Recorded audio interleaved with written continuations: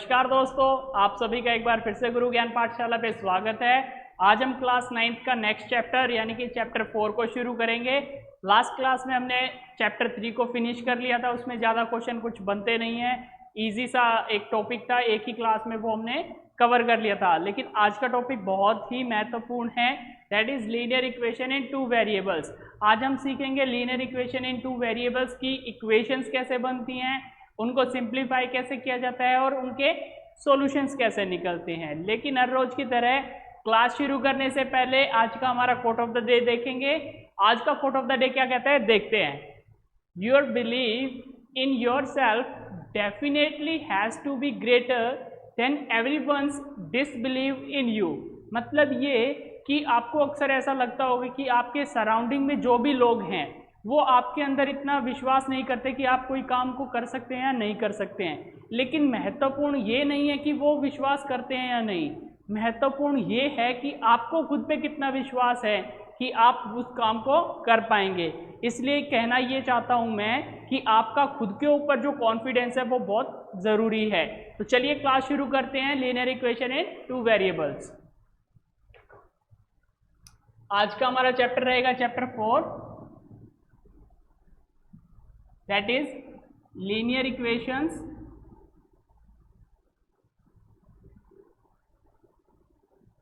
in 2 variables।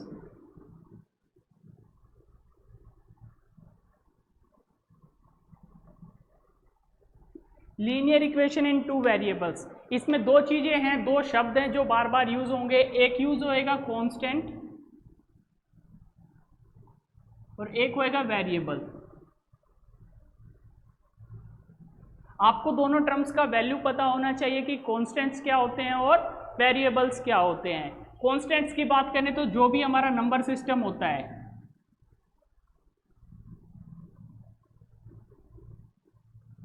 वो हमारा constant होता है। नंबर सिस्टम में क्या आ जाता है, हमारा जितनी भी काउंटिंग्स होती हैं 0 1 2 3 and so on up to infinity तक। अब 0 की वैल्यू फिक्स है, दैट इज 0, 1 की वैल्यू फिक्स है, दैट इज 1, ऐसे ही 2 3 और कहीं तक भी हम चेक करेंगे तो सबकी अपनी एक फिक्स वैल्यू होती है। लेकिन वेरिएबल्स में ऐसा नहीं होता। वेरिएबल्स में वैल्यू डिपेंड करती है इक्वेशन के ऊपर। वेरिएबल्स में क्या क्या हो सकते हैं, ए बी सी हो सकता है, एक्स वाई जेड हो सकते हैं, पी क्यू आर हो सकता है,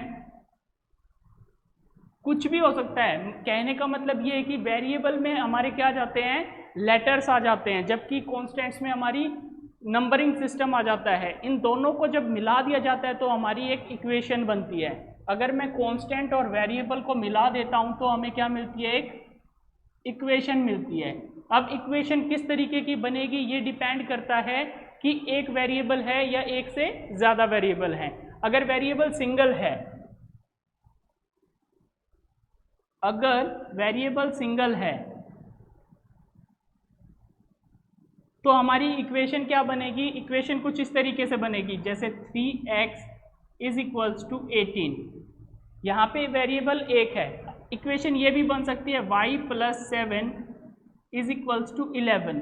इसमें भी वेरिएबल एक ही है, तो ये भी हमारी एक सिंगल इक्वेशन हुई। इसके बाद आ जाती है हमारी जैसे z minus 12 is equal to 24। ये भी एक सिंगल वेरिएबल की इक्वेशन बन जाती है हमारी। तो ये जहां पे हमें दिखाई दे रहा है, ये x है, ये y है और ये z है, ये हमारे क्या हैं, ये हमारे वेरिएबल्स हैं। जबकि बाकी के 18 11 24 ये सब हमारे क्या हो जाते हैं, ये कांस्टेंट हो जाते हैं। अब इस इक्वेशन की वैल्यू, इस इक्वेशन में जो हमारा कांस्टेंट है, सॉरी वेरिएबल है, इस वेरिएबल की वैल्यू डिपेंड करेगी 18 के ऊपर। अब इसको सॉल्व करते हैं हम, जैसे 3x इज इक्वल टू 18 है, हम 3 को उधर लेके जाएंगे, डिवाइड में जाएगा, that is x is equal to 18 upon 3। तो x का वैल्यू कितना आया, 6 आया। ये x की वैल्यू 6 कब आ रही है, जब यहाँ पे 18 था। अगर 18 की जगह कुछ और होता तो वैल्यू हमारी कुछ और आ जाती। तो हमारी जो x की वैल्यू है वो डिपेंड कर रही है किसके ऊपर, हमारी वैल्यू डिपेंड कर रही है 18 के ऊपर। ऐसे ही इसको सॉल्व करेंगे जब हम, that is y plus 7 is equals to 11। यहाँ से y को सॉल्व करेंगे, आएगा 11 माइनस 7, दैट इज प्लस के 4। तो यहाँ से y का वैल्यू आता है हमारे पास प्लस के 4, तो ये y का वैल्यू भी डिपेंड कर रहा है किस पे, 11 पे। तो हमने एक चीज को जान लिया, वो ये कि अगर इक्वेशन सिंगल वेरिएबल की है तो उसमें जो वेरिएबल है उसकी वैल्यू डिपेंड करती है कांस्टेंट के ऊपर। अब चेक करते हैं दो वेरिएबल की इक्वेशंस को। चलिए अब देखते हैं इक्वेशन इन टू वेरिएबल्स को। Equation in two variables.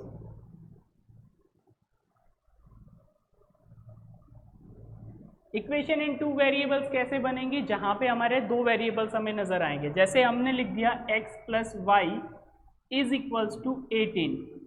अब इस इक्वेशन को अगर आप ध्यान से देखेंगे तो इसमें जो x और y हैं दो वेरिएबल हैं, ये दोनों हमारे क्या हैं, ये दोनों हमारे वेरिएबल हो जाते हैं। अब इन दोनों वेरिएबल्स की वैल्यू एक दूसरे पर डिपेंड करेगी, इन दोनों वेरिएबल्स की वैल्यू एक दूसरे पे डिपेंड करेगी। कैसे, मैं इसको लिख सकता हूँ x is equal to 18 minus y. अब यहाँ पे जैसे जैसे y की वैल्यूज चेंज होती जाएंगी हमारी x की वैल्यूज ऑटोमेटिकली चेंज होती चली जाएंगी। जैसे कि y की वैल्यू अगर मैं 6 रख देता हूँ, मैंने y का वैल्यू 6 रखा तो 18 माइनस अगर 6 करते हैं तो हमें मिलेगा 12। अगर मैं y की जगह 12 रख देता हूँ तो 18 माइनस 12 करेंगे मुझे मिलेगा 6। अगर मैं y की जगह 18 रख देता हूँ तो 18 माइनस 18 करेंगे मुझे मिलेगा 0। तो यहाँ पे मैंने क्या किया, मैंने वैल्यूज प्लेस की x में और मुझे वैल्यूज आउटपुट में मिली, सॉरी मैंने वैल्यूज प्लेस की y की और मुझे आउटपुट में वैल्यूज मिली x की। ऐसे ही हम इसमें अगर y को इधर रखते हैं और x को उधर ले जाते हैं तो वैल्यूज चेंज होती चली जाएंगी। इस बार अगर मैं वैल्यूज पुट करता हूँ x की तो वैल्यूज आउटपुट में मिलेंगी मुझे y की। मैं x की वैल्यू रख देता हूँ यहाँ पे 10, तो y का वैल्यू आएगा 8। मैं x की वैल्यू रख देता हूँ 5, तो y का वैल्यू आ जाएगा 13। मैं x का वैल्यू रखता हूँ 0, तो y का वैल्यू आएगा 18।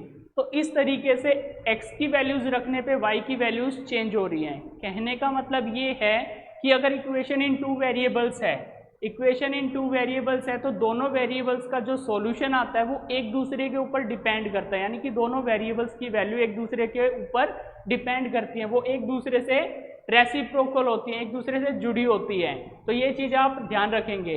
एक बार स्क्रीनशॉट लेना चाहें तो ले सकते हैं, उसके बाद नेक्स्ट शुरू करते हैं। अब देखेंगे हम सॉल्यूशंस कैसे कैसे निकलते हैं। जैसे मैंने एक इक्वेशन लिख दी 3x इज इक्वल्स टू 24, इसके कितने सॉल्यूशंस होंगे, यानी कि x की कितनी वैल्यूज हो सकती हैं। तो हमें यहाँ से क्या पता चलेगा, x is equals to 24 upon 3 से कैंसिल हो जाएगा 8 पे, तो x की एक फिक्स वैल्यू आई और वो फिक्स वैल्यू क्या है 8। तो x क्या हो जाएगा यहाँ पे हमारा, x हमारा हो जाएगा यूनिक सॉल्यूशन। तो यहाँ पे जो सॉल्यूशन आता है वो आता है हमारा यूनिक सॉल्यूशन। x की एक ही वैल्यू आ रही है तो वो यूनिक सॉल्यूशन हो जाता है। अब इसमें एक केस देखते हैं, जैसे हम लिख देते हैं 3x प्लस 4 ग्रेटर देन 0। मैंने लिख दिया 3x प्लस 4 ग्रेटर देन 0, यानी कि ये 0 से बड़ा होना चाहिए। तो 3x ग्रेटर देन हो जाएगा, ये 4 उधर जाएगा माइनस के 4 और x ग्रेटर देन माइनस के 4/3। x की वैल्यू माइनस के 4/3 से बड़ी होगी तो ये कंडीशन हमारी सेटिस्फाई होती चली जाएगी। लेकिन इससे बड़ी तो बहुत सारी वैल्यूज होती हैं, बहुत सारी वैल्यूज का मतलब इनफाइनाइटली मैनी वैल्यूज। तो इसके सॉल्यूशन कितने हो जाएंगे, यहाँ पे सॉल्यूशन हो जाते हैं इनफाइनाइटली मैनी सॉल्यूशंस।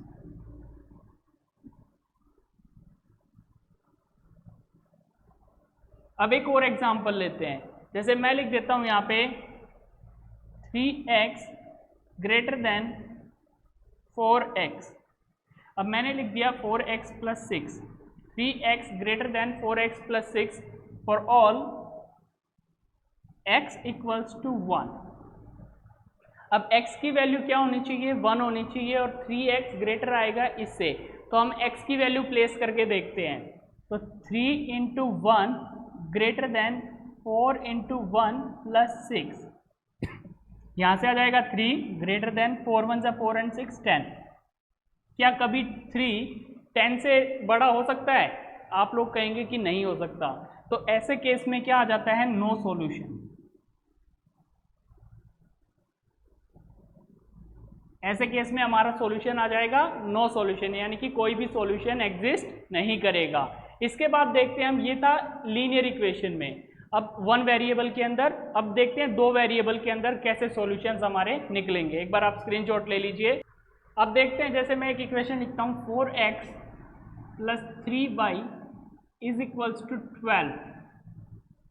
हमें चेक करना है कि इसके कितने सॉल्यूशन हो सकते हैं। तो जहाँ पे भी आपको इस तरीके की इक्वेशंस दिखेंगी, उन सब में हमेशा यूनिक सॉल्यूशन नहीं होगा, उनमें हमेशा मैनी सॉल्यूशंस होंगे। याद रखेंगे, यहाँ पे आएंगे हमेशा मैनी सॉल्यूशंस। ऐसा क्यों होता है? थोड़ी देर पहले हमने एक ग्राफ बनाया था जिसमें हमने देखा था कि x का वैल्यू रख रहे हैं तो y की वैल्यू ऑटोमेटिकली उससे चेंज होती जा रही है।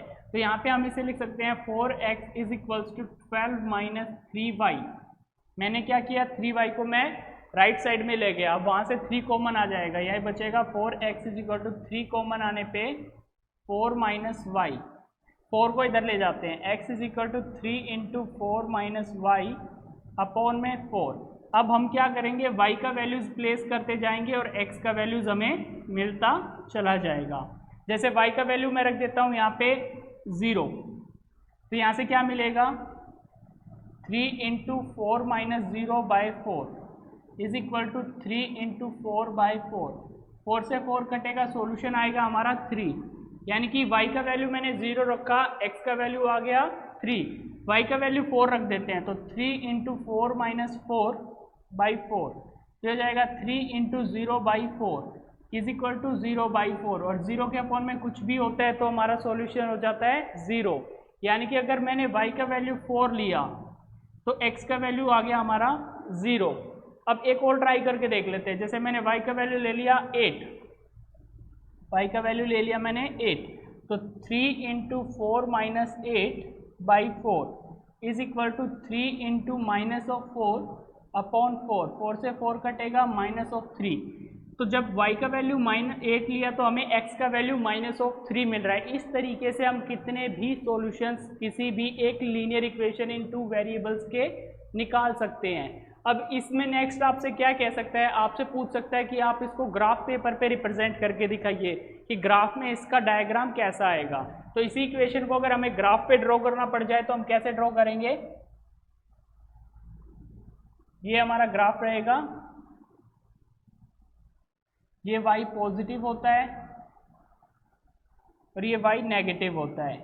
इधर x पॉजिटिव होता है, इधर x नेगेटिव होता है। यहाँ पे हम मार्किंग कर लेते हैं, x की वैल्यूज कहाँ तक हैं, 3 तक हैं, तो 1 2 3 4 5 ये आ जाएगा हमारा 1 2 3 4 5।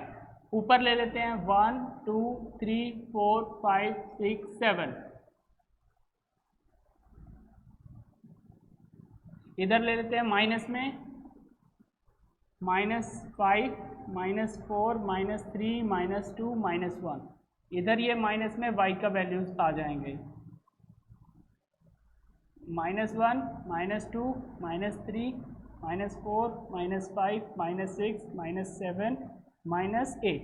अब हमें ड्रॉ कैसे करना है इस लीनियर इक्वेशन को, x का वैल्यू 3 है तो y का 0 है, x का वैल्यू 3 है तो y का वैल्यू 0 है, तो ये पॉइंट आ जाएगा हमारा। इस पॉइंट का जो नेम हो जाएगा वो हो जाएगा 3, 0। नेक्स्ट पॉइंट है x का वैल्यू 0 है तो y का 4 है, x का वैल्यू 0 है y का 4 है, ये पॉइंट आ जाएगा, इसका पॉइंट्स के कोऑर्डिनेट्स हो जाएंगे 0 और 4। जो नेक्स्ट थर्ड पॉइंट है वो है -3 और 8, x का वैल्यू -3 है और y का वैल्यू 8 है, तो इसको थोड़ा ऊपर तक ले लेते हैं हम, ये हो जाएगा y पॉजिटिव, -3 और 8 ये कुछ यहाँ पे आएगा हमारा पॉइंट, -3 और 8।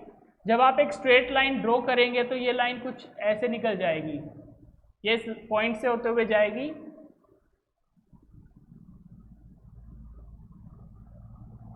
इन पॉइंट से होते हुए इस तरीके से ये निकल जाएगी। इस इक्वेशन का नाम क्या हो जाएगा, 4x + 3y = 12।